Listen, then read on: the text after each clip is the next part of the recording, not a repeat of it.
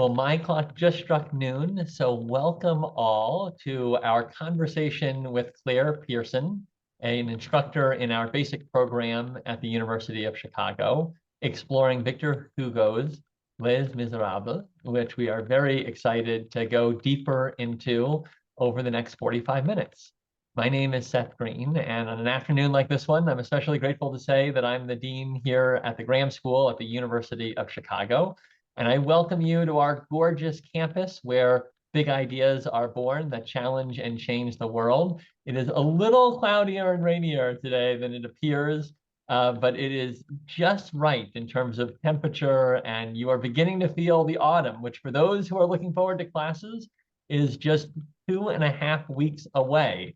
So this campus will be just full of people, and in our world, also full of Zoom and online content as well. For those of you who are not familiar with the Graham School, we are the home of lifelong learning for more than 130 years. And we are proud to be one of the 3 founding divisions of this university, because when William Rainey Harper was imagining the university with John D. Rockefeller, they wanted to make sure that the ideas of this university did not just reach our traditional students, but also truly interacted and engaged the lifelong learners who were all around the world. And we continue to have that mission today, and we carry that mission out through 4 programmatic areas: a Master of Liberal Arts that is among the most rigorous and respected in the world, a basic program where Clare teaches and where we go deep into the great books that allow us to really deeply understand Western civilization. We have open enrollment courses that explore every discipline of this university. And then we have annual programs. We've just finished a wonderful convening of museum professionals from around the world who look at how they can bring their ideas to lifelong learners. And we are getting ready later this month for Know Your Chicago, where you can go deep and actually tour a number of different futuristic learning opportunities in Chicago. And so we welcome you to learn more about all of those opportunities. But the reason that you are here today is that you are going to hear from Clare Pearson, and you are going to learn about her upcoming course on Victor Hugo's book. Clare joined the basic program in 1997 after 10 years of undergraduate teaching at the University of Chicago and the Honors College at Valparaiso University. She did her undergraduate and graduate work with the Committee on Social Thought at the University of Chicago, where she worked on the intersections of literature and philosophy, with special attention to the interrelationship of literature and ethics. She is an award-winning part of our team. Included in that is the 2008 recipient of the Graham School Excellence in Teaching Award for the basic program. And she also chaired the Asian Classics program and chaired the basic program. And excitingly, for those who are curious when you hear Asian Classics, it will be making a return. So she is the original and now is working alongside some others on the team to imagine how we bring that sequence back in new form. So get ready for that in the future. But we're here today, Clare, to talk with you about Victor Hugo's massive book. And before we jump into the novel, I'd love to set the scene a little bit. And I always love to know who is this author I'm reading before jumping into the text itself. And so can you tell us a bit about Victor Hugo? I was fascinated in our prep call by his story, what his childhood was like and how he actually becomes an author in the first place. Yeah, sure. Hugo was born in 1801, which, as you can imagine, is a pretty monumental time of monumental changes in France. He was born in the southeast of France in Besançon, down near the Jura and the Swiss border. His family was interesting. His father was a supporter of the revolution and became a general in Napoleon's army. His mother was a royalist. And as you can imagine, ultimately, they did not get along very well. She spent some time with the children, going from camp to camp with her husband as he was moved around in different stations. in the during the Napoleonic period.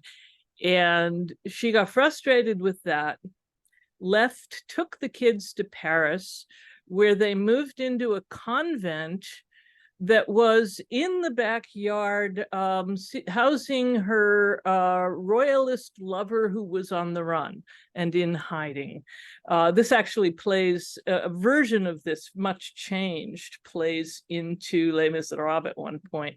But so he is raised at first in Paris. He's living in a convent. He begins to write and publish poetry at age 15. And he begins winning awards, and they refuse to believe that he's as young as he is. He was seen as an extraordinarily talented poet. And at age 20, he writes a piece.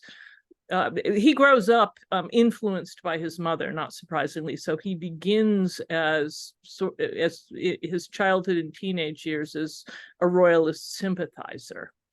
And he wins a stipend in the early Restoration for his poetry that helps keep him on his feet. So he's not scrambling for a living here after that. At the same time, he gets very involved, in his 20s with a literary crowd that's very influenced by the Romantic movement. And those of you who know much about the Romantic movement will know that in general, and especially in France and Germany, it is deeply tied with the overthrow of absolutist government and the development of republicanism. And this has a fairly rapid impact on his view of the world. And he becomes and remains a lifelong committed, a person committed to democratic Republican government in a lifelong way. He not only made a splash with his writing, but he actually served politically in France on a couple of occasions. In the Second Republic, when the Republic is restored briefly in 1848, after they overthrow the Louis Philippe monarchy, he has a position in Parliament. And he ends up being frustrated because this Second Republic, with the first restoration of the Republic, goes awry because they invite Napoleon's grandson in, and initially he's president, but he has imperial ambitions, and he very quickly consolidates power and takes over. And Hugo is very upset at that, and he goes into voluntary exile. About the same time, his oldest daughter, who is, I think, 18 or 19 at the time, is killed, and he is thrown into deep grieving. He starts writing Les Misérables about then, but he spends 16 or 17 years researching and writing it. Wow. It finally gets published in 1862. He considers it his critical life's work. He has other novels, he has poetry, he's done many things, but this is the work that he thinks really was the meaning of his life. So it gets published. It becomes an immediate hit. People love it. Some of the critics and some of the literati hate it. At the same time, the Catholic Church speaks out against it and tries to have it banned. They already had Notre Dame de Paris, which we know as the Hunchback, banned They see this as anti-church, which I think for anyone who's read it, or if you're going to read it, you might find surprising. So we have that. In 1870, when we get the third democratic republic established, as they throw out the heir of Napoleon and reestablish democracy, he actually serves in a political position again. He serves in parliament again and comes back at that point briefly. So although he doesn't live all that long, he dies in 78, but at least he gets to come back to democratic France by the end. So he has his very definite political views. He nevertheless, I will say, in his writing, he is very careful to give detail and nuance.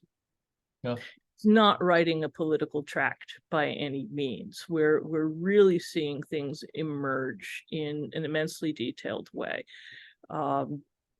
So is that enough on his life there? That's perfect on his life. I want to ask one kind of micro question, because you've given us a good sense of who he is and also the major events that are taking place. So, I mean, he's coming of age at a very dynamic time, and then he's living through what would be, you know, a very perilous and kind of constantly changing environment in terms of governance and philosophy.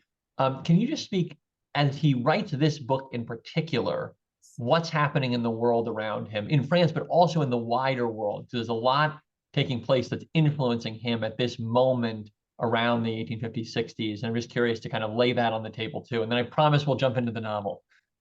Okay. Well, what's happening in France and in the world around is very germane to the novel. It's essential to the novel.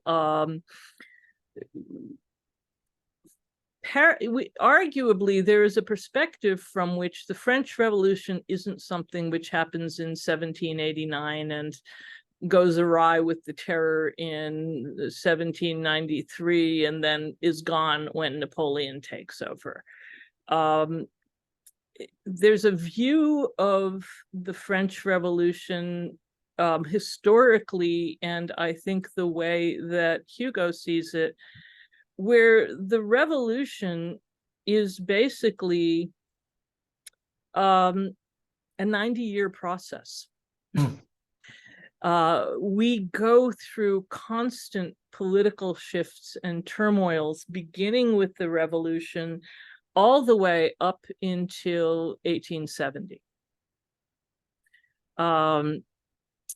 We have revolution, terror, Napoleon's takeover and the Napoleonic regime, the Bourbon Restoration, and a very brief Napoleonic restoration, but then the Bourbon Restoration, and the Bourbon Restoration is overthrown to give way to the monarchy of Louis Philippe, who comes on as a would-be constitutional monarch. And that does not function in the ways that people hope. And he, as he ages, becomes more and more conservative and authoritarian. There are repeated uprisings attempting to overthrow the monarchy and put the democracy back in place. In fact, the main event that people associate with the novel, the culminating event of the novel, is a failed uprising in 1832. And we might ask, why write this massive novel leading to a failed uprising? It's part of a whole process. There's the overthrow of the monarchy in 1848 and its collapse back into authoritarian government. There's another overthrow in 1870. So unlike founding a democratic country in a new world where you're not working against old institutions, the establishment of democracy coming against the backdrop of all the institutional and financial structures in France was a long up and down process. So I think that's very critical. And at the same time, what we see happening in the world around is issues in the backdrop are things like the slave trade. Right. France passed a law during the First Republic that anyone who sets foot on French soil is immediately freed if they were enslaved. Napoleon at one point backtracks on this. They try to take it back later, but there is a strong push for the abolition of slavery. Hugo himself was in communication with John Brown in America and was trying to push for the abolition of slavery in the colonies and in America and various places. It was an important issue to him. He was also, we have the rise of the battle, and this was going on in England at this time, the fight to end the death penalty. And he was a huge proponent of ending the death penalty and reforming prison laws so that they were not abusive. Most people who hear the name Les Misérables think of Jean Valjean, who spent so many years as a convict doing hard labor. One thing we should be aware of is that the convict system in France, and this is under the Bourbon Restoration, but it was also earlier, it was a direct form of slave labor for shipping in the military. And once you went into hard labor, once you got convicted, and very small crimes indeed would get you convicted, you were marked forever after as a convict. You had to carry a convict pass. So, not only was there bias against convicts who were out of prison, but it was in some ways purposely made it difficult for them to go on with their lives and do anything. And so Hugo was also involved in attempts to reform the prison system, reform the legal system, which was, of course, part of the reason the French Revolution happened in the first place. Yeah. So, yeah, go ahead. Well, I think that, beautifully sets who this is and the time period being one where there are these big contestations over ideas and some of these big isms, in terms of royalism and how you think about, democratic liberalism, they're all playing out in real time. And during his life, they're seesawing in many ways. And so he writes this book, and this is kind of the tomb on which he would build his legacy. He knows it when he's writing it for 17 years. Let's dig into this novel.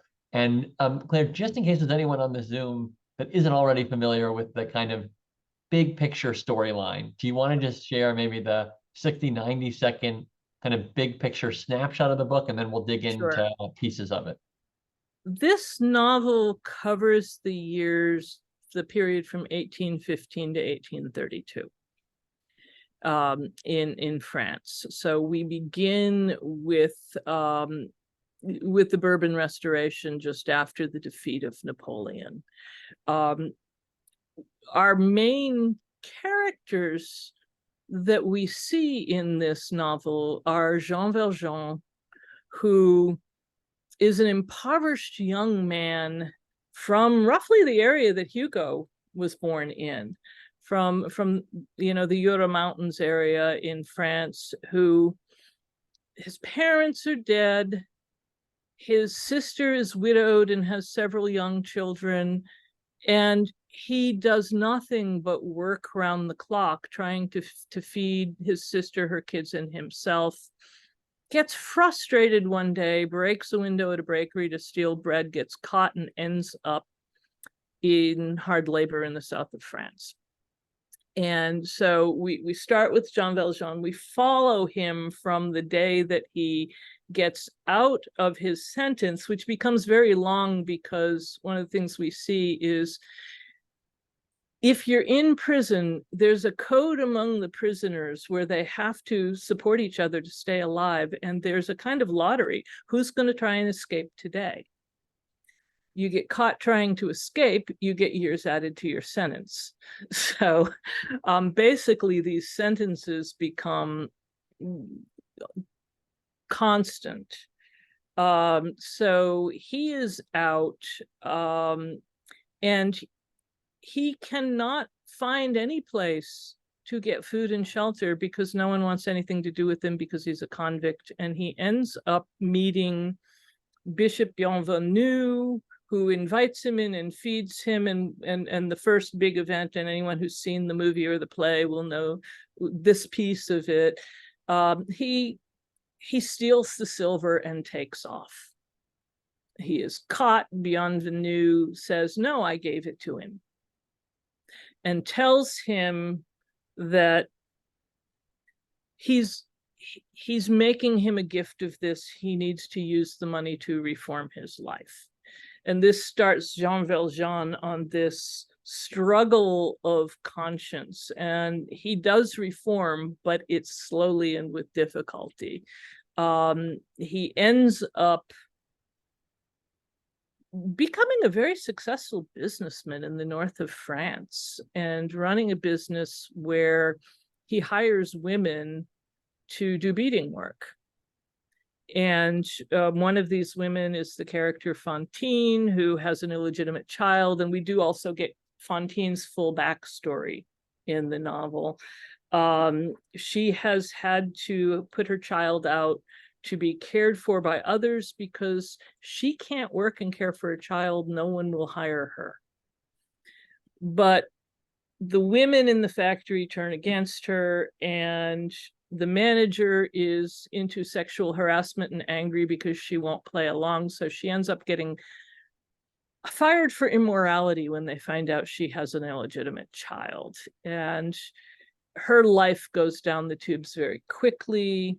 Jean Valjean finds out about that. By this point, he has adopted a false name. And he's seen as somebody who still has outstanding crimes against him because of the theft of the silver and because of stealing a coin from a boy on a path. So he's still a wanted man. He gets outed by the police detective, who is an amazing character. And at the same time as he finds and promises Fantine that he will care for her child, he is sent back to prison. He comes out and finds the child, comes out later, finds the child. He has escaped from jail this second time, so now he's really a wanted man. But he goes and gets the child. He has buried the money from his time as a mayor, so he has a source of money. And then he's on the run trying to raise and protect this child. And ultimately, we take it all the way into 1832, where she is now a young woman and they are living in Paris. And she falls for a young man who is the child of aristocrats, but had a father who was a supporter of Napoleon and a revolutionary, and who has begun to be a part of a revolutionary society associated with the university. And this is how we segue into this revolution, this revolutionary uprising that fails.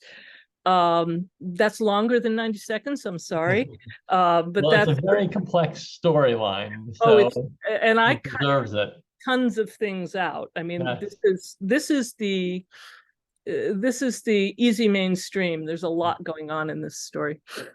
Well, and one thing that's going on in the story, Claire, is that it's not just a novel in the sense that there are these characters. It is a work of literature, but there's also segments that you might consider closer to history or philosophy. Yes. And I'm curious if you can talk a little bit about that because it's unique. I mean, there are others that maybe have some Yeah. similarities. I'm thinking of This is Tolstoy, the first. but This this is is the the first of first this genre. of this And genre. He's yeah, and so breaking the novelistic genre because while we have a protagonist, a few protagonists that we do follow through for most of the book, we don't actually meet Jean Valjean in the whole first part. So it's more than that. Arguably, the protagonist of the book is the people named in the title of the book. Les Misérables, the poor, the wretched of the earth, whatever. The underbelly of the class system, the people who are suffering and trampled down, are very much what this novel is working about and who we want to highlight. And we spend significant time going into a whole number of them. In the process, though, we're also, arguably, his main goal is to look at history. yeah, He sees the revolution as a historical development in the social evolution of humankind. And he wants to explore that evolution. How does it happen? What are the factors? What are people experiencing? All of these aspects. So in the process, we get, we explore, we start with, in looking at the character of Bishop Bienvenu, who is a man of the church, of course, he's a bishop, but who is an unusual man of the church in that he rejects the pomp and circumstance and money and power of the established church and is a simple practitioner of the gospel and a thoroughly decent character. The church hated this, by the way. They did not like this portrayal. It's interesting. But you know, we begin to explore the relationship of the church to society here, the role that it has played in doing harm, but also the role that certain kinds of belief and spirituality play in making it better. So we have that going on. Later we get, you know, when we end up in the convent where we get a whole history of the historical role of convents and what women have done to escape society and get into the convent and to empower themselves in a certain way. So we have a whole chapter on convents. He did extensive research on Waterloo. We have an entire long series of chapters devoted to the Battle of Waterloo and what was going on, what happened, and how all of this happened, because the Napoleonic history is there, and he's interested in how, when you have what seems to be a push and a movement towards something more democratic and grounded in the universal rights of man, how do you have the rise of this giant dictator who drew everybody after him, and what's Napoleon about? We have a whole chapter on street urchins, homeless children surviving on the streets of Paris, and a fabulous character who is one of them. And we have a whole chapter juxtaposed with this on slang. How does the language evolve in the underclass who's pushed down? So we have, he's trying to give us a picture that is very particular in the things we look at and the details. It's literarily and novelistically looking at certain individuals, but at the same time, it's setting it in a large, diverse portrayal that takes in many, many aspects of what's going on in the world and what life in Paris is like. It's hugely comprehensive. Tolstoy, one thing that I always thought was interesting about War and Peace is that Tolstoy always said he didn't write a novel. This, he used characters and story for another purpose, and War and Peace is arguably about what is history and what kinds of agency do we have to make a difference in our lives in the world and in what contexts. But one of the really interesting things to me is that Tolstoy kept a list of the works that he had read that were influential to him, and they were labeled by greatly influential, very greatly influential, and enormously influential. And shortly before he began writing War and Peace, he read Les Misérables, and he labeled it enormously influential. And there is, it's hard not to see that Tolstoy was inspired to do what he did with War and Peace by what Hugo did with Les Misérables. It's built very much on the structure of that and the ambition and scope of that. The interweaving of history and philosophy and many other things. I mean, we get an excursus on the Paris sewer system. And for some people, they want to say, oh, no, stick to the story. But that would be missing the point in a certain way. And all of this stuff, quite honestly, is fascinating. It comes together into such a rich and nuanced portrait that it's unlike any novel I've ever read in that respect. Well, we are starting, Claire, to get questions from the audience, and I want to get to the first of those because I think it dovetails with the story that you just described and earlier when you were giving the snapshot. And the question comes from your fellow instructor, Glenn Stockwell, as a story of redemption. What is the character of redemption in Les Mis? Is it religious, humanist, Marxist, or something else? And I don't know if maybe in those philosophy or history segments you get insight into that idea of redemption, which certainly from what you're describing is core to the novel. Yeah. I think it's clearly humanist, I will say. There is room for spirituality in this book, and there is a lot of spirituality in this book. But one of my favorite scenes early on in the novel is where the bishop, who is, as I said, a thoroughly decent man, a churchman, but not sucked into the power and wealth system of the church, very honest, is confronted with a conventionist from the revolutionary period and has a dying conventionist and has an argument with him about the revolution and the terror and about God.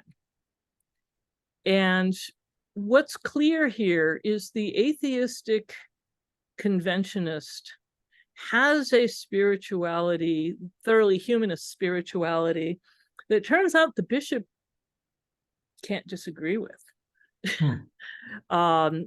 Hugo himself made it very clear that he did not want the Catholic Church, a priest, or any Catholic prayers said at his burial. He did reject organized religion, although not religion overall. But and he's not quite a Marxist. It would be wrong to say he's Marxist. If you give me a second, let me just.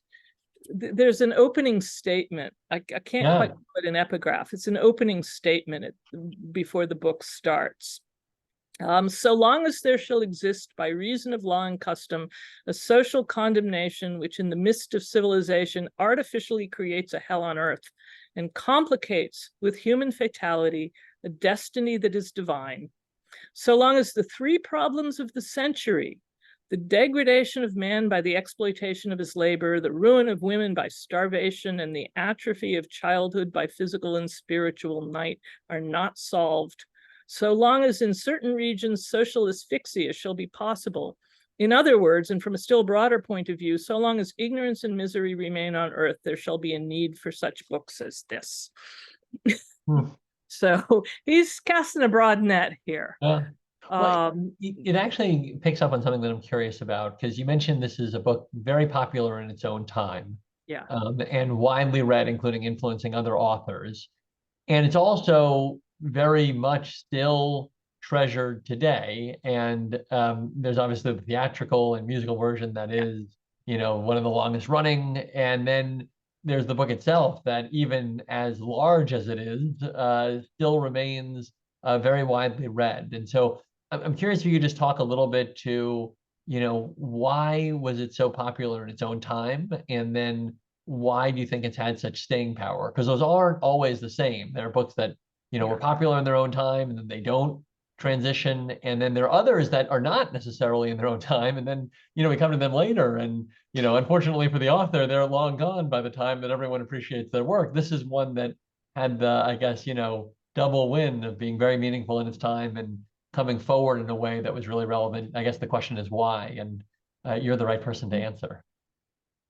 he's an extraordinarily beautiful writer, which certainly is a piece of this. I mean, he begins as a poet and a prodigy, really, as a poet, an extraordinarily talented poet. He's writing things at 15 that people are convinced are coming from someone 30 or older and that are rising to the top. So his mind is extraordinary. The scope of his mind, the degree of knowledge and study that informs this. He doesn't just have he could write a lot of dissertations, or a number of dissertations, in the amount of time it took him to research this novel. So the scope of learning and experience that is behind it, the quality of the mind, the beauty of the language and sophistication of it, and he's a mensch. The humanity of his perspective and the way he portrays people is, I would say, both rarer than it should be and therefore very appealing, but really it's a draw. It's resonant. It's something that we don't have enough of, and he takes all of those things and applies them to critical real world things that people are suffering, and mostly voiceless people, because you're not getting great novels written by people who are living day to day what he's writing about. So I didn't mean to cut you off, Claire. Yeah. Well, Stephen has a question here in the chat. Do translations usually hit the market in demonstrating in demonstrating the beauty of the writing in the original language? So what do you think of the translations? Been a lot of translations of this, unfortunately. And now I'm, I didn't look back at this. I grabbed one of my copies of this. Oh, okay. And it's not the translation that I'm going to be using. I just grabbed what was handy on the shelf. But we're using the newest translation, which is quite excellent. And Christine, I'm only focusing on her first name for some reason, so she's popped out of my head there. But for a lot of years, and this is true with French novels in general, translations of French novels into English were typically done during the Victorian age, when Victorian sensibility was very different from French and especially Parisian sensibility.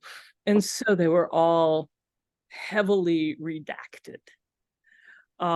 So you can't just get any good translation. It requires a good translator. But you can see in the translation, there is stuff that comes out. We're using a good translation. The language is seductive. when I see Kendall and Lillian chiming in with Christine Doniger as Thank the you, Christine Doniger. translator. Thank you. Appreciate that. Every now and then a name, I've had this all of my life. Every now and then a name will bounce out of my head and I just can't get it. Bad with names. Well, it's good that you are so excellent with literature itself, which is the more important piece here. And I want to actually pick up on the question of literature and theater because this is a very long-running musical. My Yes. hunch is among our audience that really appreciates the arts as well as literature, that many may have seen the musical, even if they haven't read the book. I'm just curious if you could talk a little bit to, what the difference, because I know the musical is Okay. only a small piece of this total work, and I just think it may be helpful for Yeah. people who have seen the musical to understand how this compares. There are things I like about the musical. But we're taking a massive, comprehensive, ambitious, nuanced work and distilling it down to something that you can watch in an hour and a half on the stage or 2 hours on the stage. So vast amounts of nuance are lost. Vast parts of the subject matter that we're dealing with is gone. Huge amounts of character development are gone. So it's not the same novel in a certain way. What we've done is take the core story following Jean Valjean through, through his life, his relation to Fantine, his adoption of Cosette, up into the Revolution of 1832. And many of the core characters are there, but we don't get to see them developed the way we see them in the novel. So it's not a bad starting place, but the novel is vastly more than that. Well, maybe this is a fitting question to follow, because many of Dickens' novels have also followed in theater. Our final question, because we're running into time, is from Timothy Thurlow, and he asked, "How would you compare Hugo to Dickens?" And I believe they even had interaction with one another, so it's a Yeah. particularly apt Yeah. question. I will say that, and I'm a fan of Dickens. I will say that Hugo's portrayal of the revolution and the meaning of the revolution and seeing it as historical development, not something, and this is also something that influenced Tolstoy, not something that was done by particular people in a particular time, but a movement of history towards something, was very convincing to Dickens and influenced him. Those who have read Tale of Two Cities, if you've read the Hugo, you'll see the influence jump out at you right from the very beginning. This was one of Dickens' favorite novels. He loved it. He was impressed by it. It came later in his life than early. But for all that I love Dickens and respect him in so many ways and his humanity in his writing, he's nowhere near as good a writer as Hugo is. Hugo is one of the really rare writers. I said this, I taught this novel for the first time a few years before the pandemic. I don't remember exactly what year. And after my first time through teaching it, I've been a lifelong Dostoevsky fan, and Brothers Karamazov has been my favorite novel in the world since I was 15 years old. This is at the very least tied with it.